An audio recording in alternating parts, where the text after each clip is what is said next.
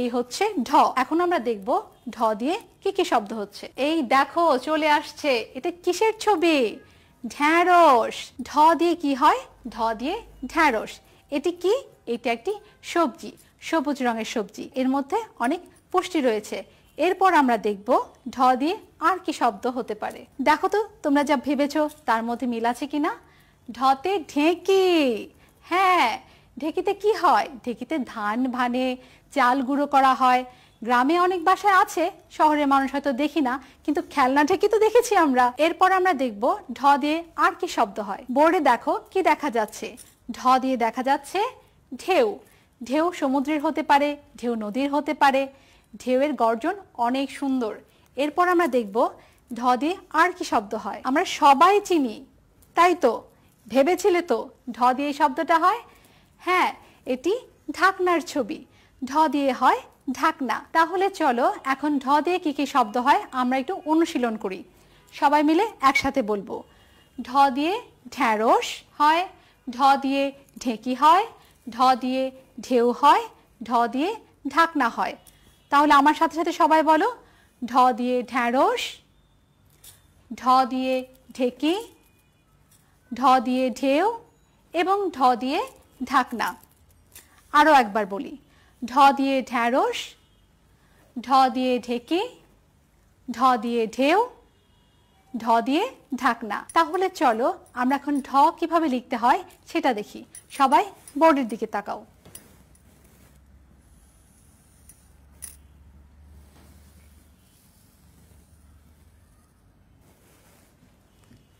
এই যে বর্ণটি, এই বর্ণটি ঢ। তোমাদের এই বর্ণটি লিখতে খুব বেশি কষ্ট হবে না, কারণ এর পূর্বেই তোমরা ট বর্ণটি লিখেছো।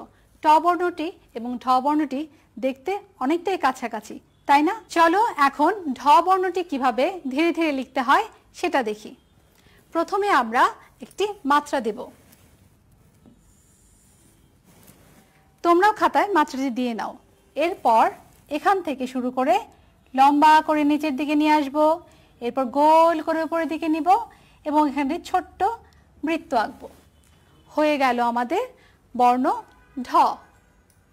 তোমরা সবাই বাসায় বারবার এটি অনুশীলন করবে এবং এই ঢ বর্ণটি তোমাদের বাবা মা অথবা ভাই বোন অথবা যারা বড় কেউ আছে তাদের সবাইকে দেখাবে। তাহলে চলো ঢ দিয়ে আমরা কি কি শিখলাম দেখে নেই।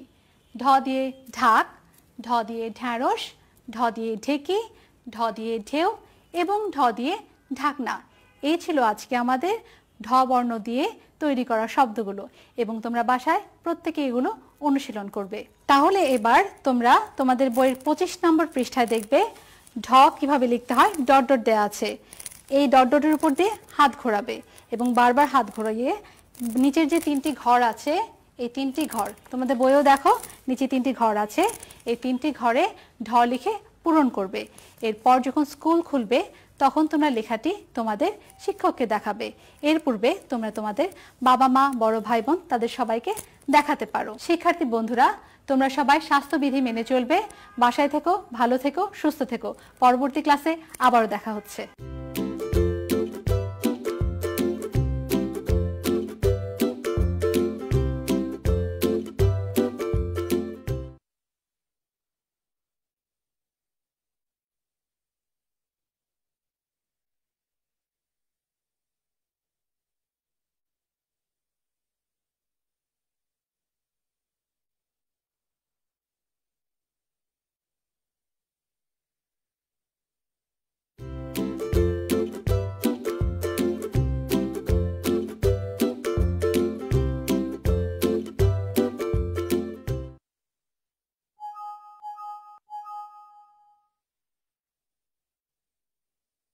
প্রিয় শিক্ষার্থীবৃন্দ, কেমন আছো তোমরা? নিশ্চয়ই খুব ভালো আছো। হ্যাঁ, আমিও ভালো আছি। আমরা কি করছি? গণিত ক্লাস করছিলাম। গত ক্লাসে আমরা কি শিখেছি? গুণের নামতা শিখেছি। কতর ঘরে গুণের নামতা শিখেছি মনে আছে তোমাদের? ঠিক বলেছো, 2-এর ঘরে গুণের নামতা শিখেছি। তাহলে আজকে আমরা কি করব? 3-এর ঘরে গুণের নামতা শিখব। তাহলে গুণ কিভাবে করতে হয় এটি তো আমরা দ্বিতীয় শ্রেণীতে শিখে ফেলেছি। তারপর আবার গতদিন কি করেছিলাম? 2-এর ঘরে গুণের নামতাও শিখেছি। আজকে আমরা 3-এর ঘরে গুণের নামতাটা একটু দেখে নেই কিভাবে করব। ঠিক আছে, সবাই আমার হাতের দিকে একটু লক্ষ্য করো।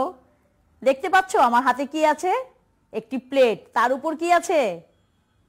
বল আছে। ঠিক আছে, একটু গুনে দেখো কয়টি বল আছে এখানে।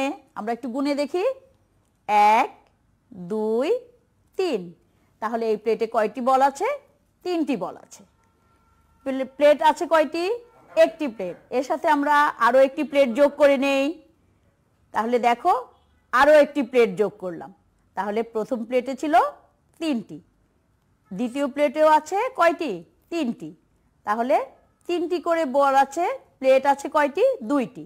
তার মানে হচ্ছে একটি প্লেটে 3টি বল। 2টি প্লেটে কয়টি বল হলো? হ্যাঁ, একটু গুনে বলেও। ঠিক বলেছ, 2টি প্লেটে বল আছে 6টি। তাহলে আমার হাতে প্লেট আছে কয়টি? 2টি। এই 2টি প্লেটের সাথে এখন আমরা আরো একটি প্লেট যোগ করে নিব। তাহলে দেখি, দেখো একটি প্লেট, 2টি প্লেট, এখন আমি নিয়ে আসলাম আরো একটি প্লেট। এখন প্লেট হয়েছে কয়টি? 3টি। একটি প্লেটে 3টি বল, 2টি প্লেটে কয়টি বল হলো? 3 একবার, 3 দুইবার। তাহলে 2টি প্লেটে 3 আছে 2 বার, তার মানে হচ্ছে বল আছে 6টি। এরপরে আরো একটি প্লেট নিয়ে আসলাম। এখন 3 কয়বার হলো? 3 বার। তার মানে আমার বলের সংখ্যা কত হলো? 9টি। এখন যদি আমি এর সাথে আরো একটি প্লেট যোগ করি তাহলে বলের সংখ্যা কয়টি হবে দেখো। তাহলে আমি আরো একটি প্লেট এখানে যোগ করে দিলাম। সবাই একটু দেখো, 3 একবার হলে বল হয় কয়টি? 3টি। 3 যদি 2 বার হয় তাহলে বল হয় কয়টি? 6টি। আর 3 যদি 3 বার হয় তাহলে এতে বল হবে কয়টি? 9টি। এবার আমরা কি করেছি? 3 4 বার নিয়েছি। এখন বলের সংখ্যা কয়টি হয়েছে? ঠিক বলেছ, এখন বলের সংখ্যা হয়েছে 12টি। এবার চলো আমরা বিষয়টি একটু ছবির মাধ্যমে দেখি। দেখো, প্রথম ছবিতে একটি বক্সের মধ্যে কয়টি বল আছে? 3টি বল। তার মানে 3 আছে কয়বার? একবার। এখানে দেখো 3 একবারে কত হয়েছে? 3 গুণ 1 3। তাহলে আমরা কি করেছি? 3 একবার হলে কত হয়? 3। এরপরে দেখো 3 2 বার আছে, তার মানে হচ্ছে 3 গুণ 2 সমান হচ্ছে 6। এবার দেখো 3 কয়বার আছে এখানে? গুনে দেখি, 1 2 3। তাহলে 3 কয়বার আছে? 3 বার আছে। 3 3 বারে কত হবে? এবার একটু চিন্তা করে বলো, সবাই একটু চিন্তা করো। ঠিক বলেছো, 3 কতবার? 3 বার নিলে কত হয়? 3 3 বারে হয় 9। তাহলে দেখো আমাদের কত হলো? 3 3 বারে কত হয়? 9। আমরা এখন লিখব 9। এরপরে দেখো 3 কয়বার আছে? হ্যাঁ, গুনে দেখো কয়বার আছে? 4 বার। কি বিষয়টি একটু কঠিন লাগছে? তাহলে চলো আমি বলে দেই। আমরা অবশ্য বিষয়টি বলের মাধ্যমে দেখেছিলাম। তাহলে 3 4 বার হলে কত হবে? আগে হয়েছিল 3 3 বারে 9। তাহলে 3 4 বারে কত হবে? 4 বারে হবে 12। তাহলে আমরা খালি ঘরে লিখে ফেলি, 3 4 বার হলে কত হয়? 12।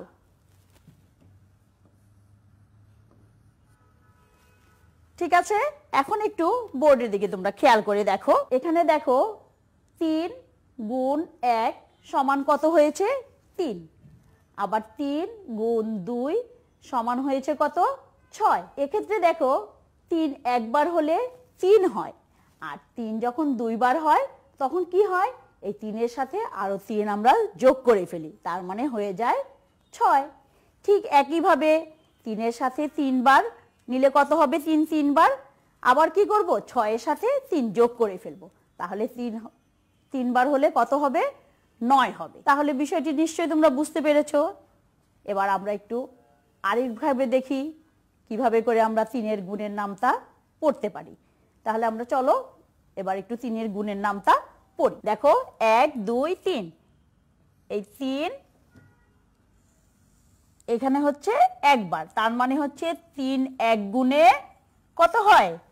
3। তাহলে 3 1 গুণে 3। ঠিক যদি আমরা 3টাকে আবার 2 পর্যন্ত নিয়ে আসি, এখানে হচ্ছে 3 2 বার, তার মানে হচ্ছে 3 2 গুণে 6। এরপরে দেখো আবার একটু সামনে আগাই। দেখো 3 3 গুণে, তাহলে 3 3 গুণে কত হলো? হ্যাঁ ঠিক বলেছো, 3 3 গুণে হয়েছে 9। এবার দেখো 3 4 গুণে কত হয়? 3 4 গুণে হয় 12। 3 5 গুণে কত হয়?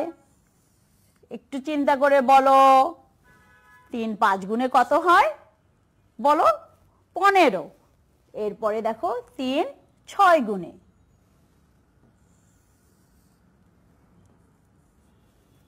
3 6 গুণে কত হবে?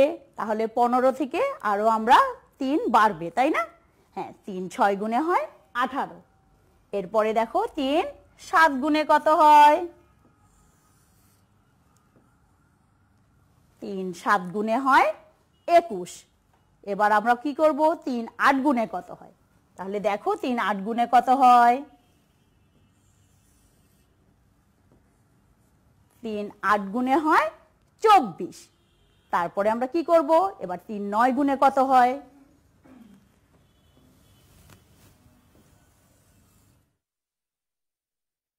তাহলে বলো তো 3 9 গুণে কত হবে? ঠিক বলেছো, 3 9 গুণে হবে 27। এবার আমরা কি করব? 3 10 গুণে কত হয়? তাহলে দেখো সবাই 3 10 গুণে কত হবে? হ্যাঁ ঠিক বলেছো, 3 10 গুণে হবে 30। তাহলে আমরা কি করলাম? আমরা গুণের নামটা পড়া কিছুটা শিখে ফেললাম। এবার চলো আমরা সবাই মিলে গুণের নামটা পড়ব। দেখো 3 1 গুণে 3, 3 2 গুণে 6, 3 3 গুণে কত? 9, 3 4 গুণে 12, 3 5 গুণে 15, 3 6 গুণে 18, 3 7 গুণে 21, 3 8 গুণে 24, 3 9 গুণে 27, 3 10 গুণে 30। ঠিক আছে, চলো আমরা আরো একবার বলি। দেখো 3 1 গুণে কত হয়? 3। আবার দেখো 3 2 গুণে কত হয়? এখান থেকে দেখো এই যে 6। তারপরে 3 3 গুণে কত হয়? 9। 3 4 গুণে কত হয়? দেখো এখান থেকে এই পর্যন্ত 12। 3 5 গুণে কত হবে? এখান থেকে শুরু করে দেখো এই পর্যন্ত, তাহলে 15। আবার 3 6 গুণে কত হয়? 18। 3 7 গুণে কত হয়? 3 7 21। 3 8 গুণে কত হয়? 24। দেখো এখান থেকে ঠিক এই পর্যন্ত চলে আসব। এরপরে দেখো 3 9 গুণে কত হয়? 3 9 গুণে হয় 27। আর 3 10 গুণে কত হয়? দেখো এখান থেকে একদম এই পর্যন্ত, তাহলে 3 10 গুণে কত হয়? 30। বুঝতে পেরেছো সবাই? তাহলে চলো আমরা এবার একটু অন্যভাবে পড়ি। তাহলে চলো সবাই একসাথে জোরে জোরে আমরা কি করব? 3 এর গুণের নামটা পড়ব। দেখো 3 1 গুণে 3, 3 2 গুণে 6, 3 3 গুণে 9, 3 4 গুণে 12, 3 5 গুণে 15, 3 6 গুণে 18, 3 7 গুণে 21, 3 8 গুণে 24, 3 9 গুণে 27, 3 10 গুণে 30। কি সবাই পড়তে পারছো না? তাহলে কি করব আমরা? সবাই গুণের নামটা পড়ে ফেলবো। ঠিক আছে বন্ধুরা, তাহলে চলো এবার আমরা একটি সমস্যার সমাধান করি। তাহলে তোমরা তোমাদের বইয়ের 47 পৃষ্ঠাটি খুলে ফেলো। আমরা এখানে একটি সমস্যার সমাধান করব। সবাই বই খুলে ফেলো। আচ্ছা দেখো সমস্যাটি আমি আবার বোর্ডেও তোমাদের দেখিয়ে দিচ্ছি। ঠিক আছে, সবাই বোর্ডের দিকে দেখবে। তাহলে আমরা বোর্ডে কি দেখতে পাচ্ছি সবাই একটু দেখো, আমি তোমাদের একটু পড়েও দিচ্ছি। একটি থালায় 3টি পেয়ারা সাজানো যায়। 4টি থালা সাজাতে কয়টি পেয়ারা প্রয়োজন? তাহলে কি বলেছে? একটি থালায় কয়টি পেয়ারা সাজানো যায়? 3টি। 4টি থালা সাজানোর জন্য আমাদের কয়টি পেয়ারা লাগবে? এটা আমাদের এখন বের করতে হবে। তাহলে আমরা গুণের নামটা শিখে ফেলেছি 3-এর ঘরে। এখন দেখো একটি থালায় যদি 3টি পেয়ারা সাজানো যায় তাহলে 4টি থালা সাজাতে আমাদের কয়টি পেয়ারা লাগবে? একটু চিন্তা করে বলো দেখি। 4টি থালা সাজাবো, প্রত্যেকটি থালায় 3টি করে পেয়ারা। একটুখানি চিন্তা করো। ঠিক বলেছো, আমাদের কয়টি পেয়ারা লাগবে? 12টি পেয়ারা। তাহলে চলো আমরা একটু সমস্যাটি করে ফেলি। বোর্ডে আসো, সবাই খাতা কলম নিয়ে নাও, তোমরাও খাতায় করে ফেলবে আমার সাথে সাথে। একটি থালা সাজাতে কয়টি পেয়ারা লাগে? 3টি। আর কয়টি থালা সাজাতে হবে? 4টি থালা। তাহলে আমরা কি করব এখন? 3টি করে পেয়ারা লাগবে। একটি থালায় লাগে 3টি, তাহলে লিখে ফেললাম 3। কয়টি থালা সাজাবো? 4টি থালা। তাহলে গুণ চিহ্ন দিয়ে আমরা কত লিখব? 4। আমরা 3 4 গুণে কত হয় সবাই জানি না? ঠিক বলেছো, 3 4 গুণে হয় কত? 12।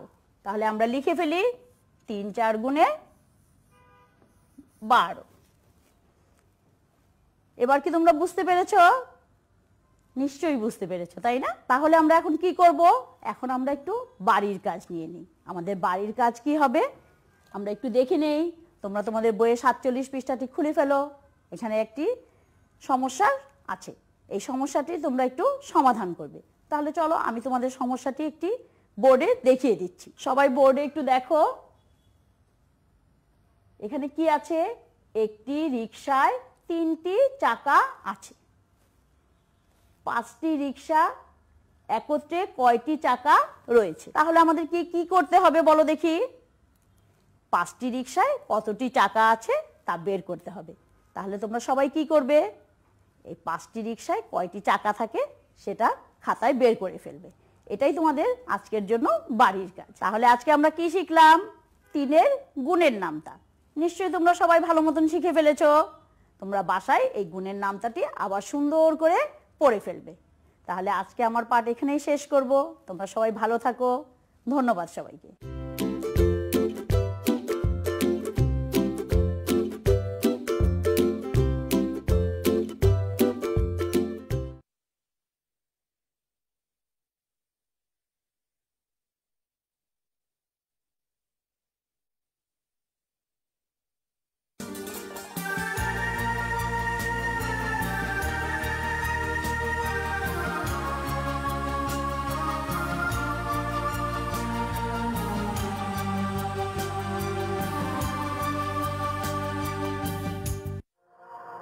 করোনা ভাইরাস নামে একটা জীবাণু, আসলে এটা প্রমাণিত এটা খুব একটা প্রাণঘাতী যে একটা রোগ বা এটা যে মৃত্যুর যে একটা মানে অবদান সেটা না।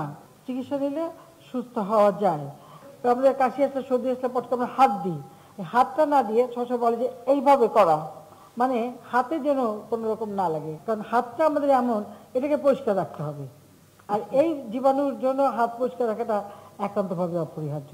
কাজে বাইরে গেলে বাইরে থেকে আসার সাথে ভালো করে হাতটা ধুয়ে ফেলা, এই হাতটা যেন কোনো মতে মুখে না লাগে, বা কোনো কিছু খাবার তুলতে গেলে তার আগে হাতটাকে ভালোভাবে পরিষ্কার করা। বেশি করে পানি খেতে হবে, লিকুইড বেশি নিতে হবে। যেগুলিতে ভিটামিন সি বেশি আছে, একটু টক জাতীয় তরি তরকারি ফল টল যেগুলি আছে সেগুলো একটু বেশি করে খাওয়া, যাতে করে এই রোগ প্রতিষেধকটা থাকে সেদিকে দেখা। ঠিক আছে, পরিষ্কার পরিচ্ছন্ন থাকা, হাত ধোয়া, মুখ চোখ ধোয়া, মানুষের সংস্পর্শে না আসা, বা খুব বেশি জনসমাগমের মধ্যে না যাওয়া, এসব দিকে একটু বিশেষভাবে নজর রাখা। তারপরে সর্দি কাশি হলে পরে যদি হেঁচি টেচি দিতে হয় সাথে সাথে রুমাল বা টিস্যু ব্যবহার করা, বা সেটা ফেলার সময় হয়তো আরেকটা দিয়ে ভালো করে মুড়ে এমনভাবে ফেলা যেটা যেন আরো কারোর সংস্পর্শে না যায়। এই জন্য সেখানে ময়লা রাখার আলাদা ব্যাগ বা বিন ব্যবহার করা, যেন ওটা যেখানে যেখানে যত্রতত্র ছুঁড়ে না ফেলা। যেখানে সেখানে ছুঁড়ে ফেললে বলে এটা আরেকজনকে সংক্রামিত করতে পারে।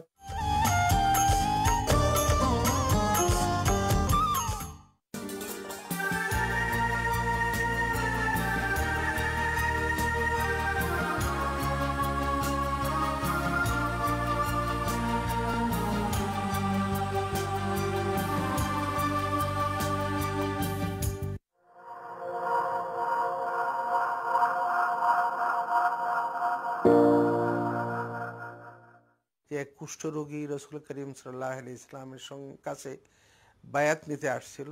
আর বায়াতের সাধারণ নিয়ম ছিল হাতে হাত দিয়ে বায়াত করা, কিন্তু রাসূল করিম সাল্লাল্লাহু আলাইহি সাল্লাম অন্যদের রক্ষার জন্য বললেন, তোমার আমার কাছে আসিয়া হাতে হাত দেওয়ার দরকার নেই, তোমার সাথে আমি বায়াত করে নিয়েছি তোমাকে। এই যে সতর্কতামূলক ব্যবস্থা গ্রহণ করা, এটা ইসলামের দৃষ্টিতে কোনো অন্যায় নয়। পরিষ্কার পরিচ্ছন্ন থাকা, হাত ধোয়া, এইসব তো ইসলামেরই হুকুম। যেহেতু এটা একটা ছোঁয়াচে রোগ, তাই আমরা জনসমাগম এড়িয়ে চলতে চেষ্টা করব। জনসমাগম এড়িয়ে যাওয়ার প্রশ্নে কেউ কেউ এই কথা প্রশ্ন করে থাকেন যে মসজিদে জামাতে শরীক হওয়া, নমাজে যাওয়া, এটার কি বিষয় হবে। তো এই ব্যাপারে আমি একটা স্পষ্ট কথা বলতে চাই, যারা অসুস্থ, যাদের ব্যাপারে শরীয়তে অনুমোদন আছে যে মসজিদে না গেলেও চলে, তাদের অসুস্থ যারা তারা তো যাবেনই না, বা যাদের ব্যাপারে অনুমোদন শরীয়তে আছে মসজিদে না যাওয়ার, তারা যাবেন না। সেইখানেও আমরা সতর্ক থাকব, সকল ধরনের সতর্কতা অবলম্বন করি আমি মসজিদে যাব। এবং বিশেষ করে যেমন বলা হচ্ছে যে সুন্নত নামাজগুলি, নফল নামাজগুলি, এটা শুধু অসুস্থতার জন্য না, মহামারীর ক্ষেত্রে না, এটা আমরা ভুল করি এটা মসজিদে গিয়ে পড়ি, বরং এটা বেশি সওয়াব হইল বাড়িতে পড়া সুস্থ অবস্থায়। আর বর্তমান পরিস্থিতিতে তো এটা আরো বেশি খেয়াল করা দরকার। ইসলামে গুজবকে বলা হয়েছে সবচেয়ে জঘন্য মিথ্যা, সুতরাং মিথ্যাচার করা পাপ, এতে আরো বিভ্রান্তি আরো বাড়ে, মানুষের মধ্যে অস্থিরতা বাড়ে। সুতরাং ইসলামের দৃষ্টিতে কাউকে হতাশ করা, কাউকে অস্থির করা, কাউকে আতঙ্কিত করাটা খুবই বড় পাপ। এইসব ব্যাপারে আমরা সতর্ক থাকতে চেষ্টা করব যেন আমাদের দ্বারা কেউ বিভ্রান্ত না হয়। সতর্ক হন, সঠিক তথ্য জানুন, স্বাস্থ্যবিধি মেনে চলুন, নিরাপদ থাকুন।